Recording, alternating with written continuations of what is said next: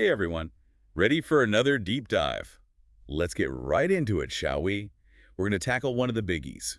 Why the heck does Hamlet drag his feet about getting revenge on Claudius? It's a question that's haunted readers and theatergoers for centuries. And we're going deep into one of Hamlet's soliloquies that gives us some clues. Not the famous to be or not to be one, though. This one's a bit more under the radar. But trust me, it's just as juicy. Absolutely. It's like Shakespeare's giving us a secret window into Hamlet's twisted moral compass. So, quick recap. Claudius has murdered Hamlet's father, married his mother, and basically stolen the throne. Talk about a bad uncle. Yeah, seriously messed up family drama. And Hamlet is consumed by the need for revenge, but he's also wrestling with some heavy moral dilemmas. Right, like what's the point of revenge if it sends your enemy's soul straight to heaven? Wait, what? Yeah, that's the whole crux of the soliloquy. It takes place right after Hamlet sees Claudius apparently praying, all racked with guilt. Seems like the perfect opportunity to strike, right? You'd think so. And Hamlet even says, "Now might I do it, Pat. Now he is praying." So he sees the chance. Oh, he definitely sees it. But then he goes on to say, "And so he goes to heaven. And so am I revenged." That would be scanned.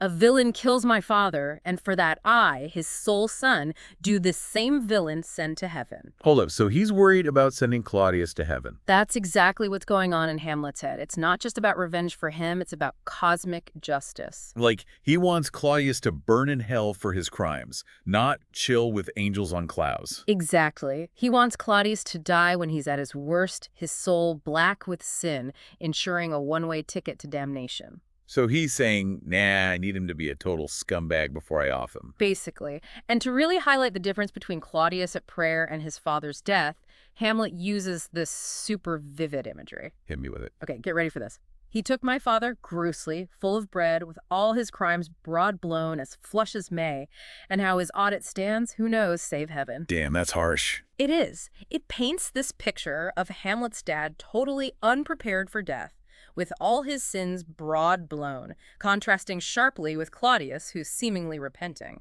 So Hamlet's basically saying, no way, I'm not letting Claudius get off easy with a clean conscience. Right. And he even takes it a step further by calling killing Claudius at prayer higher in salary, not revenge, to make his point. This dude is playing some serious mind games with himself. No kidding. It's like he's waiting for Claudius to reach peak villain status before taking him down. So is he just delaying the inevitable, or is there something more to this moral code of his? That's the million-dollar question. And to make things even more complicated, Hamlet goes on to list the specific situations where he would be willing to kill Claudius. Oh, this is getting good. Lay it on me. He says, when he is drunk asleep, or in his rage, or in the incestuous pleasure of his bed, at gaming, swearing, or about some act that has no relish of salvation in it. Wow, he's got a whole checklist for damnation. It's like he's turned revenge into this twisted game, waiting for the perfect moment to strike when Claudius's soul is at its absolute blackest. This is messed up, even for Hamlet. Totally. And to emphasize his decision to wait for this perfect moment, he says, "Up, sword, and know thou a more horrid hent." Like, he's telling his sword to chill out and wait for a more fitting opportunity. Exactly. It's like he wants Claudius's death to be as theatrical and dramatic as possible. So is Hamlet a righteous dude sticking to his morals, or just a master procrastinator when it comes to revenge? It's hard to say, isn't it? He's got this intense moral code, but he's also overthinking everything to the point of paralysis. Okay, so we've laid the groundwork. This soliloquy is like a twisted pretzel of dark humor, vengeful logic, and deep-seated rage that Hamlet's barely keeping in check. It's kind of like he's trapped in his own head, you know? Stuck in this loop of like analyzing and reanalyzing, but never actually pulling the trigger. A classic case of paralysis by analysis. You got it.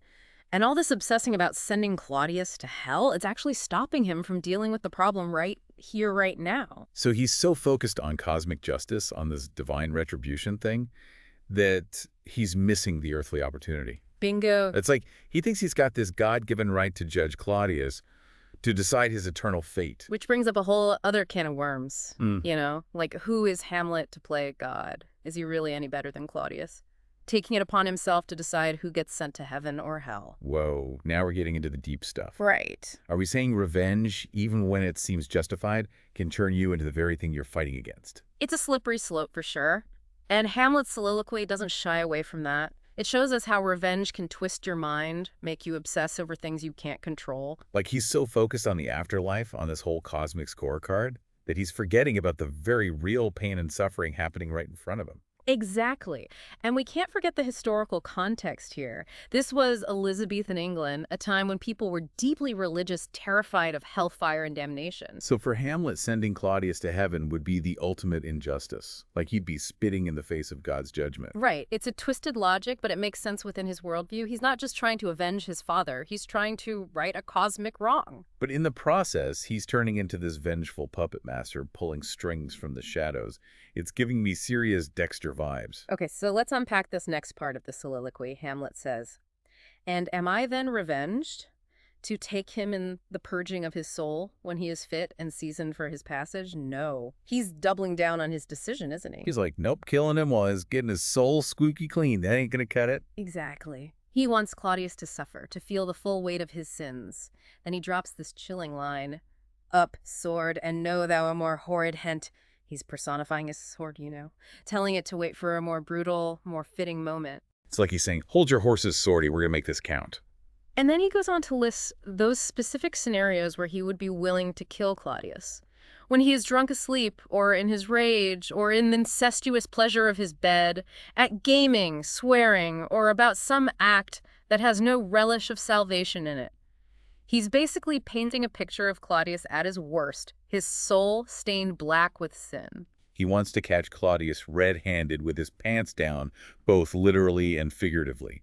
It's like he's obsessed with capturing Claudius's soul at its most vulnerable, most damnable moment. And that obsession, that need for everything to be perfectly aligned before he acts, it's a form of procrastination. Wait, what?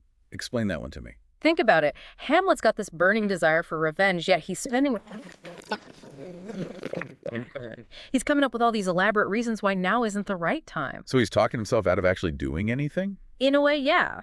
He's using his moral code, this whole cosmic justice thing, as a shield to delay the inevitable confrontation with Claudius. Which ironically makes him even more like Claudius, who's also a master at justifying his own actions, no matter how messed up they are. Exactly, and that's the tragedy of Hamlet. He's so consumed by the desire for perfect revenge that he gets lost in the moral maze of his own making. Okay, my brain is officially fried.